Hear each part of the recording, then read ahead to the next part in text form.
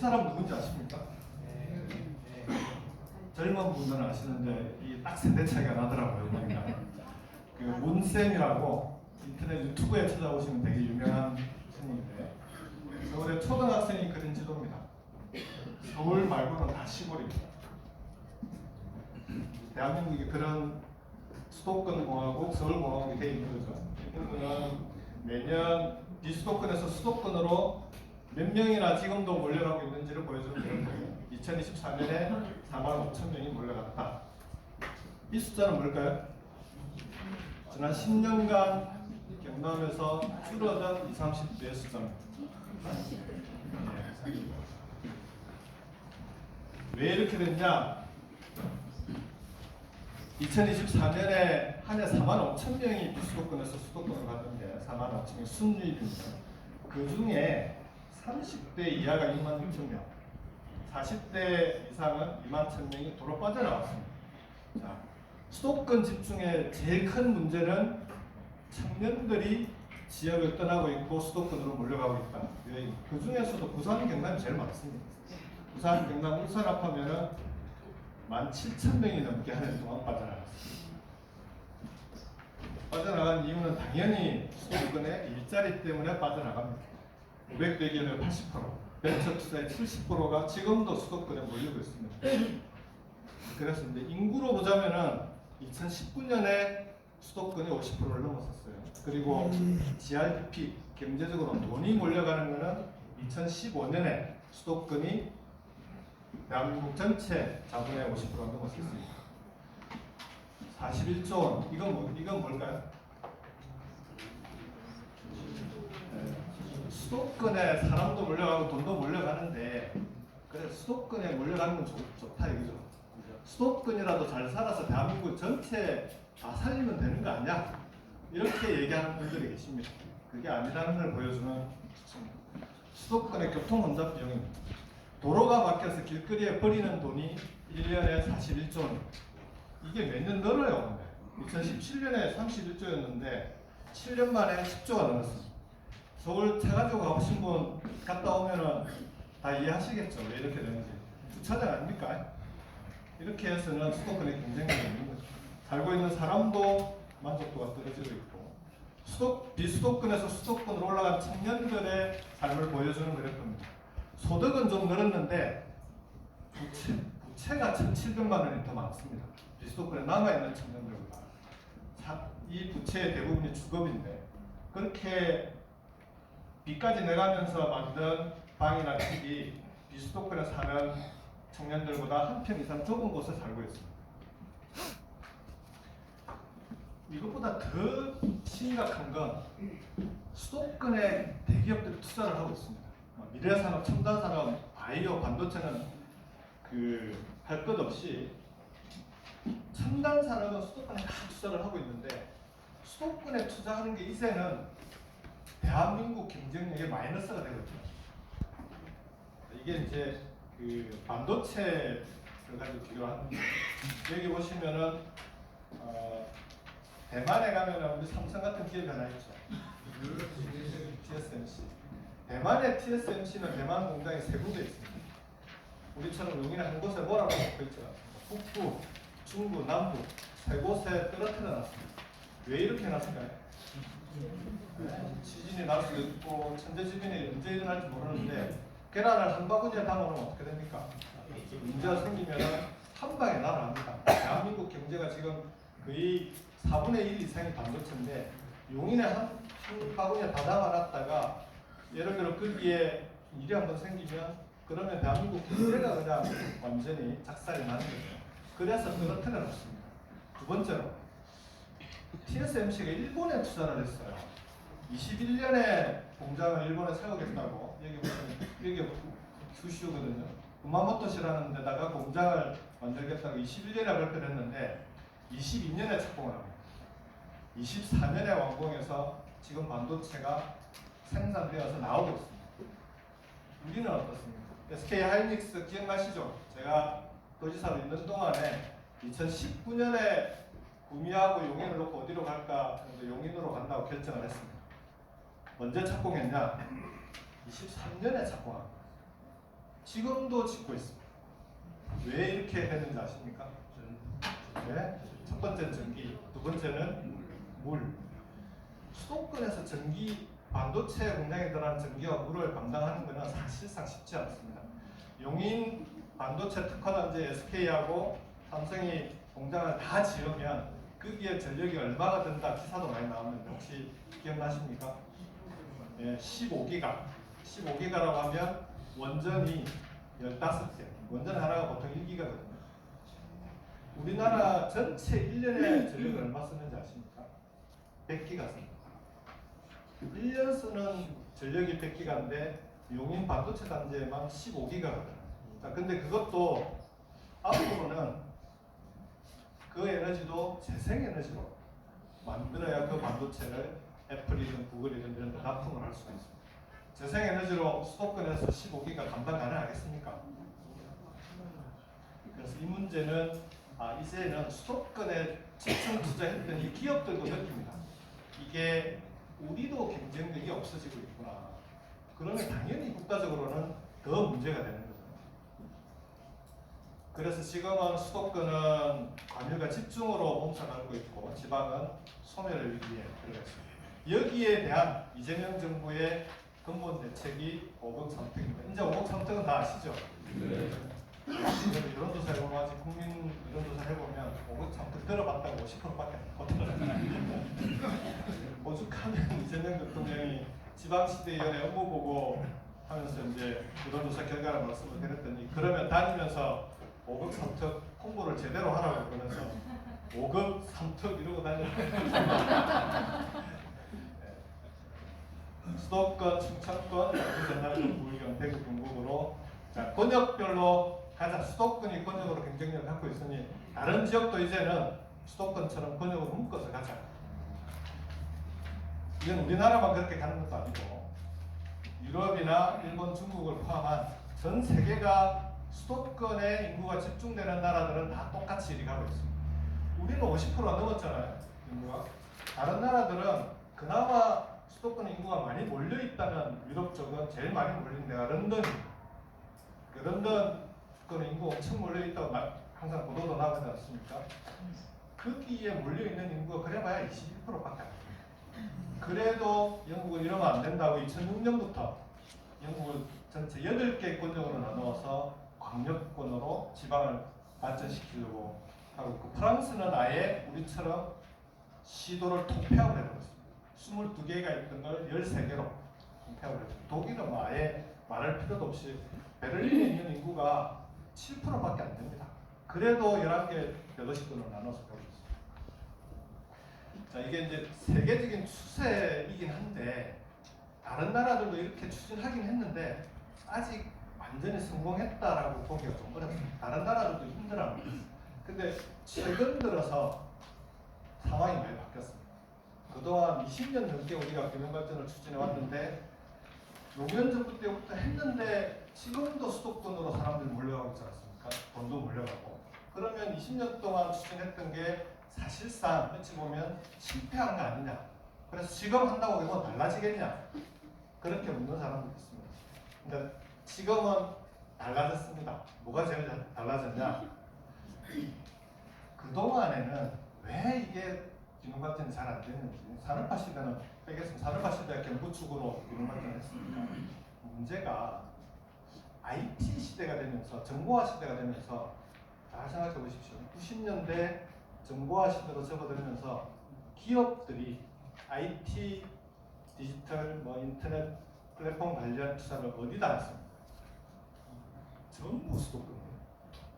그러니까 이제 수도권에 가면은 판교밸리도 나오고 바이오는 인천 송도에 단지가 나오고 미래산업, 첨단산업 분야는 전부 수도권에 투자를 하는 거예요. 거의 90% 이상 수도권에 투자가 이루어집니다. 그러니 그 상황에 균형발전을 해보자고 대통령이 대기업 총수들 불러가지고 제발 지방에 투자 좀 해주세요 하는데 앞에서는 알겠습니다 하고 돌아가서는 수도권에 투자해요.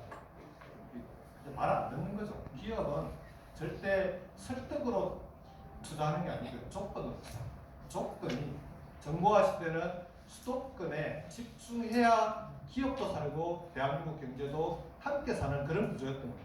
근데 이게 이번 정부 들면서 다행히 AI 시대가 되면서 이게 상황이 바뀌었어요. 최근에 한번 잘 생각해 보십시오. 최근에 대기업들이 AI 관련 인프라, 제일 많은 인프라가 뭐죠?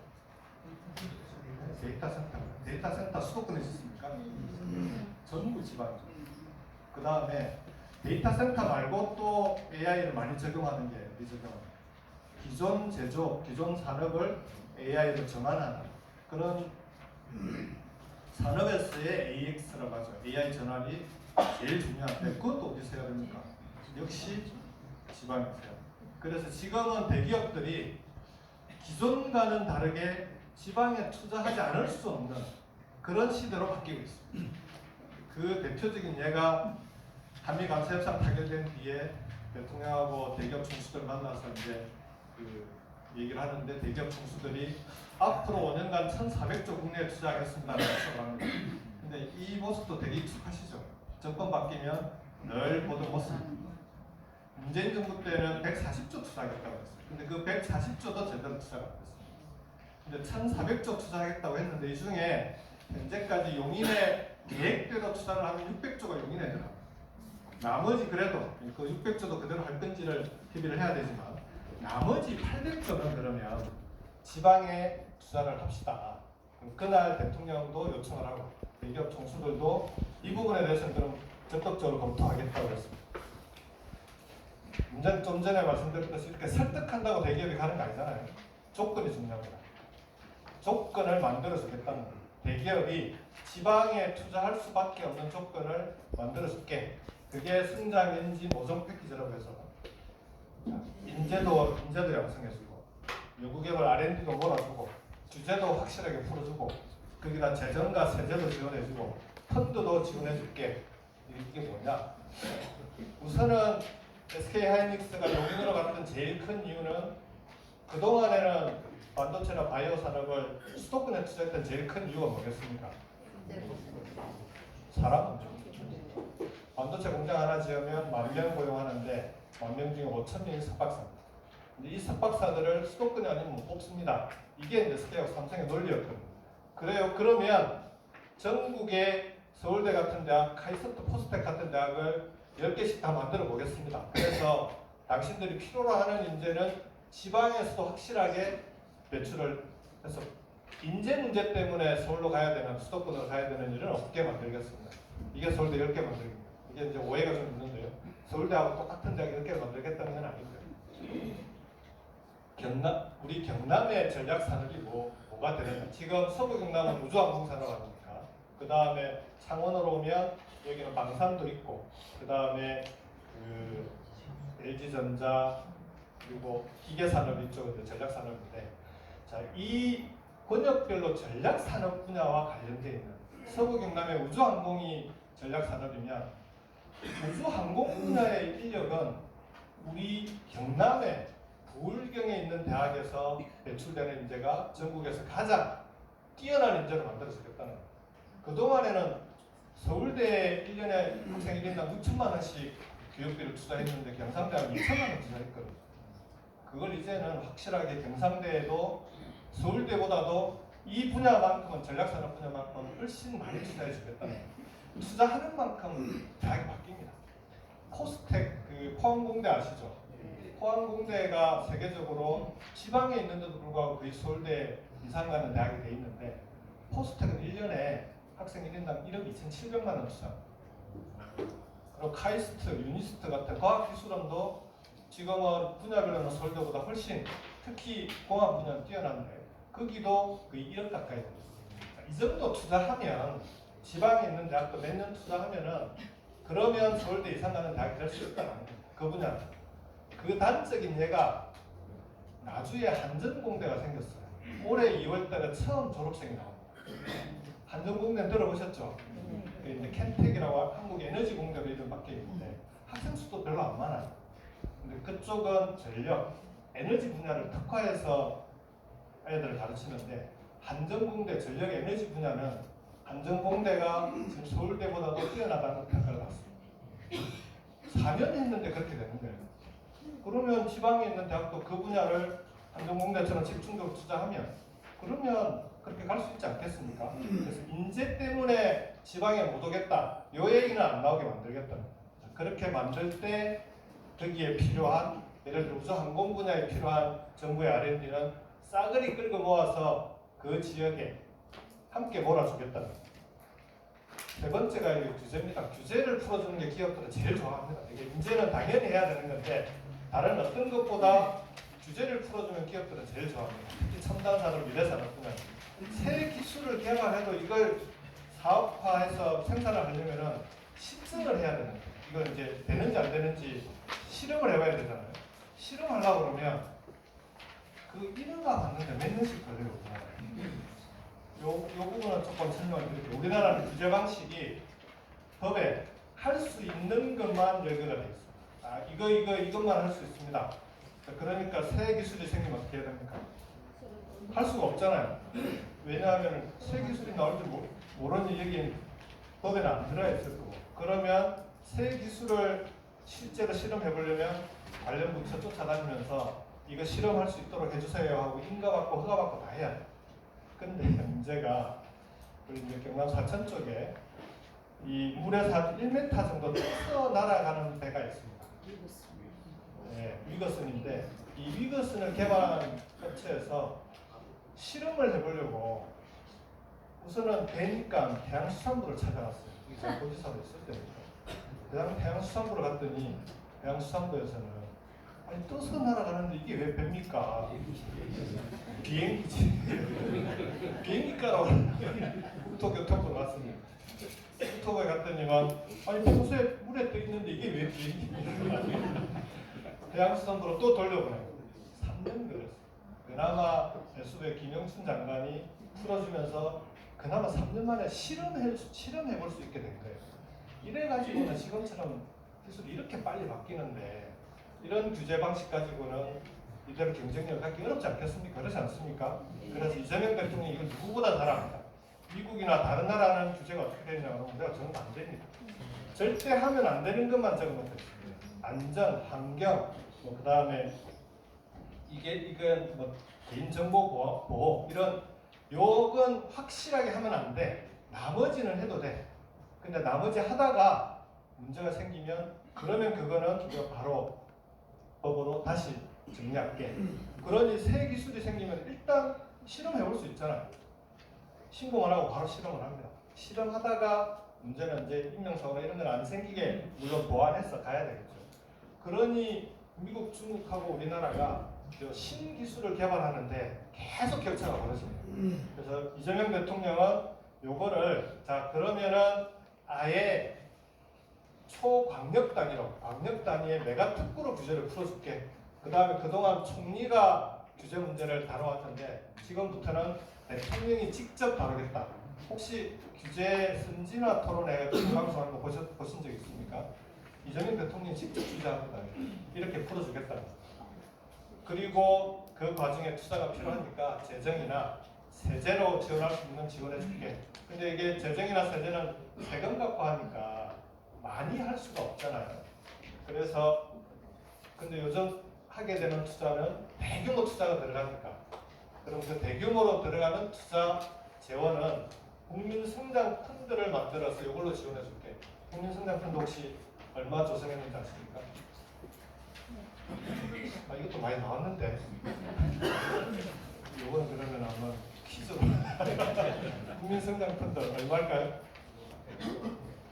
100조 나왔습니다. 또 조금 더 쓰시죠. 120조, 1000조는 너무 나가죠. 120조 또 500조. 150조입니다. 이게 안 나와요. 150조를 정부 사이드에서 75조, 민간 사이드에서 75조에서 150조를 만들었는데 지금 이거보다 늘어나고 있습니다. 왜냐하면 기업들의 투자가 늘어나면서 민간 분야에서 더 국민성장 펀드에 자본을 더 넣고 있습니다. 그래서 이 국민성장 펀드 150조를 조성해서 당신들이 지방에 투자할 때 필요로 하는 재원은 이걸로 또 도와줄게. 그게 국민성장 펀드입니다. 그래서 좀 전에 이제 5종 패키지라고 그랬잖아요. 그러니까 인재, 서울대 10개 문제를 풀어주겠다. R&D도 몰아주겠다. 세 번째, 규제도 메가특구로 풀어주겠다. 재정 세제도 지원해주고 국민성장 펀드로 필요로 하는 투자금까지 다 만들어주겠다. 요렇게 조건을 만들어줄 테니까 이제는 무조건 지방에다 투자합시다. 대기업들이 이제 호응을 하기 시작했습니다. 그런 정도라면 우리도 그럼 지방에 적극적으로 투자를 하겠다라고 나오고 있습니다. 이건 이제 넘어갈게요. 이게 이제 기업들은 지방에 이제 투자를 검토하고 투자를 하기 시작을 하는데 경남만 놓고 보면 두산 에너빌리티가 SMR 소형 원전 있지 않습니까? 소형 원전 공장은 창원에 투자를 하기로 했습니다. 이게 5천억이면 되고요. 그 다음에 한화가 산업용 로봇, 피지컬 AI라고 하지 않습니까? 산업용 로봇이나 공장을 AI 전환하는 데 필요한 사업을 추진하기로 하고 관련된 시설을 진해에 투자를 합니다. 그게 한 8천억 정도더라고요. 그러니까 기업들이 이제는 진짜 자기들도 필요하니까 투자하려고 마음을 먹기 시작하고 거기에 정부가 이렇게 지원해 주니까 가겠다는 건데 기업은 이제 투자를 하기 시작하는데 문제는 기업인들은 투자를 결정하는데 누가 안 내놓습니까? 직원들이 안 내놓습니다. 직원들이 내려오게 만들어야 이제 완벽하게 지방에다 투자할 결정이 됩니다. 직원들이 안 내려오는 제일 큰 이유가 뭘까요? 아이들 교육. 30, 40대 아이들 교육. 그 다음에 50대 이상은 병원. 자, 교육과 의료 문제를 푸는데 그것보다 더 근본적인 문제가 있습니다. 수도권은 차가 없어도 대중교통으로 마음껏 다닐 수 있는데 지방에 오면 어떻습니까? 도시를 벗어나려면 무조건 차가 있어야 되고 도시 안에서도 대중교통 이용하려고 그러면 10분이면 가는 거리를 30분 돌아가면 1시간씩 걸리지 않습니까? 그러니 이 대중교통 가지고 지방에서는 대중교통 이용하기가 어렵게 되어 있습니다. 이 문제를 풀어야 의료, 교육 이런 게 함께 풀립니다. 이게 이제 서울 수원거리하고 부산 창원거리가 거의 비슷한데 수원, 서울은 광역버스 지하철로 다니지만 창원, 부산은 대중교통으로 다니는 건 불가능하죠. 이 문제를 풀어야 됩니다. 그래서 전국을 광역 단위별로 수도권 같은 대중교통을 깔겠답니다. 제가 도지사로 있을 때 같은 광역교통을 여기에 주거는 오히려 지방이 좀 나을 수도 있습니다. 서울보다 그렇지 않습니까? 근데 아이들 교육을 그러면은 문제를 어떻게 풀어야 되나? 근데 잘 생각해 보십시오. 수도권 대학을 가야 되니까 아이들을 수도권에서 교육하겠다 이렇게 돼 있지 않습니까? 강남에도 학원에도 보내야 되고. 근데 대학이 수도권 대학이 아니라 아까 얘기한 대로 전국의 곳곳에 특화된 대학들이 서울대 같은 대학이 전국 곳곳에 있으면 그러면 지금처럼 무조건 수도권에서 대학 보내려고 애들을 수도권에서 교육시켜야 되고 이것도 좀 달라지지 않을까요?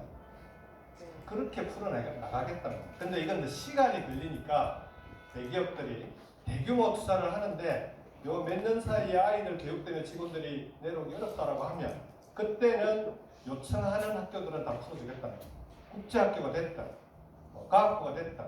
그거는 대규모 투자와 결합된 학교는 풀어주겠다는 거예요. 근데 이건 이제 이렇게 가는 게 교육적으로는 꼭 바람직하지는 않습니다. 근데 어쨌든 중장기적으로는 대학을 전국의 좋은 대학을 20개, 30개 만들어서 지금하고는 전혀 다른 대학 입시 경쟁을 만들어서 풀자.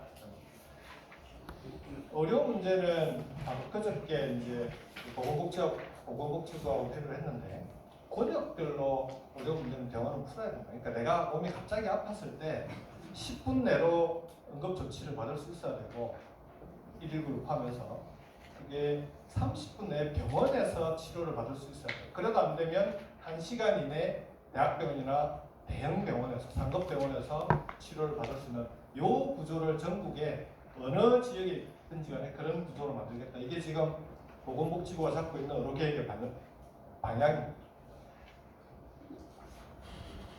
마지막으로 남는 게 문화입니다. 특히 청년들은 수도권하고 지방하고 이 문화적인 격차라고 하는데 이건 뭐 엄청난 격차 아닙니까? 근데 이 문화는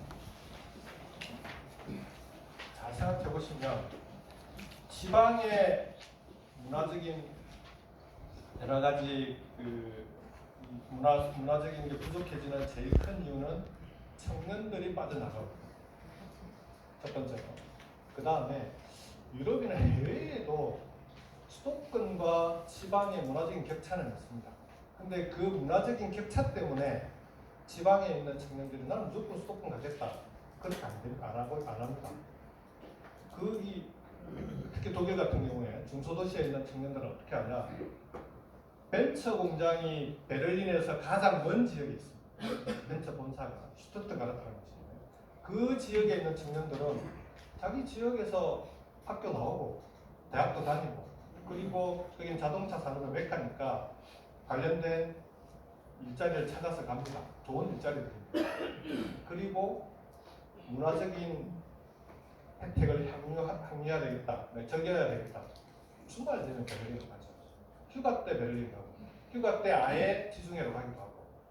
문화적인 혜택은 내가 살고 있는 지역에 좋은 일자리가 있고, 내가 경제적으로 여유가 있으면, 그러면 쉴 때 가서 즐기면 되는 거죠. 내가 문화에, 정말 문화와 관련된 관광 문화 산업에 일자리를 구하겠다는 사람들은 수도권을 하지만, 그게 아니라면 지역에 좋은 일자리가 있으면 이 문제는 해결이 가능하다는 겁니다. 그래서 이렇게 해서 주거, 문화, 의료, 교육까지 보건복지는 말할 것도 없이 지방이 오히려 수도권에 사는 것보다는 훨씬 삶의 만족도가 높을 수 있도록 만들어 보겠다는 겁니다. 그래서 지금 정부에서 이제 이 방향으로 가고 있습니다. 중앙부처는 대통령이 워낙 강조하고 계시니까 5억 3천 균형 성장 지방 살리기 부처마다 업무보고 다 공개를 했잖아요. 그때 업무보고 때 유심히 보신 분은 아실 텐데 중앙부처의 업무보고 내용 속에 5억 3특이 빠진 데가 없습니다. 다 그걸로 이제 정리가 됐습니다. 문제는 지방이 정부의 5억 3특 정책에 맞게 권역별로 그러면은 자기들이 힘을 모아서 행정통합을 하든 아니면 메가시티 연합을 만들든 지방도 함께 이 보조를 맞춰줘야 되는데 그동안은 지방이 이 준비가 안 돼 있었습니다. 연말까지. 그래서 연말 될 때까지 집중적으로 지방 시도들하고 얘기를 해서 연합이든 통합이든 빨리 갑시다. 그리고 그렇게 가면 확실하게 지원해 줄게요. 그게 이제 대전 충남, 광주 전남 통합을 추진하게 되는 계기입니다. 근데 이제 대전 충남도 그렇고 광주 전남도 한다고 했으니 그러면 어떻게 도와줄 건지 선물 보따리를 내놔야 될 거 아닙니까? 그게 어제 발표됐어요. 통합을 하면 그 통합특별시로 인정을 하고 서울특별시에 준해서 확실하게 지원하겠다. 1년에 5조 원씩 4년간 20조 원 지원한다. 첫 번째. 두 번째, 공공기관 2차 이전 하지 않습니까? 공공기관 2차 이전할 때 우선적으로 이전할 수 있도록 지원해 주겠다. 세 번째로 기업 유치도 대기업들이 정부에 우리 걸 투자하고 싶은데 어디 가면 좋을까요? 이렇게 물어오는 기업이 있으면 통합한 특별시에 우선적으로 배치해 주겠다. 이렇게 어제 발표를 했는데 문제는 우리 이제 물경이 문제. 다른 지역은 어떻게든 뭐라고 해 나가고 있는데 물경은 연합도 안 되고 만들어놨던 연합도 깨버렸고 그 다음에 행정통합도 그걸 깨면서 행정통합을 하겠다고 했는데 지난 4년간 계속 통합을 이렇게 뭐 한다고만 해오고 이제 드디어 추진한다고 하는데 부산 경남은 언제 한다는 거죠? 이번에 6월달에 선거를 하는 게 아니고 2030년에 선거하겠다. 2030년에 통합하겠다. 그러면 앞에 정부에서 발표한 이 혜택은 다 물 건너갑니다. 그래서 이제 뭐 주민투표를 명분으로 하고 있는데 주민투표도 좋습니다. 근데 지금은 그러면 주민들한테 도민들한테 이렇게 물어봐야 되지 않겠습니까? 정부가 어제 이렇게 발표했으니 자, 이 혜택을 받기 위해서 주민투표를 하게 되면 시간이 걸리니까 주민들의 의사는 대규모 여론조사로 주민들의 의사를 묻고 여기에 의회가 의결하는 방식이 있을 수 있고 주민투표를 하려면 400억을 들여서 빨리 하면 할 수도 있는데 어쨌든 주민투표를 하게 되면 2030년에 통합을 하게 될 가능성이 있는데 그렇게 되면 이런 혜택을 받기가 어려운데 그래도 주민들의 의사가 중요하니까 또박또박 밟아서 주민투표를 하고 우리는 2030년에 통합하는 게 좋겠습니까? 아니면 이런 혜택을 밟을 수 있도록 지금 빨리 통합하는 게 좋겠습니까? 요 의사는 물어봐야 되는 거 아닙니까? 이런 조사를 하고 그럼 부산 시민과 경남 도민들이 어떻게 하자라는 여론조사 결과가 나오면 그러면 거기에 따라서 가는 게 맞는 거겠죠. 도지사나 시장이 자기들이 판단하는 문제가 아니잖아요. 그 다음에 의회에서 의원들이 뭐 의회에서 결정하는 것도 중요하지만 이런 문제는 당연히 국민들에게 도민들에게 의사를 물어야 되지 않겠습니까? 그런 방향으로 가야 된다고 봅니다. 그래서 지금 부울경은 이렇게 얘기합니다. 그러니까 부산 경남은 행정통합을 하더라도 울산까지 같이 가려면 그때 우리가 만들었던 메가시티 연합을 만들어야 됩니다. 그래야 정부가 시도 단위로 따로따로 사업을 권역별 사업을 따로따로 할 수는 없잖아요.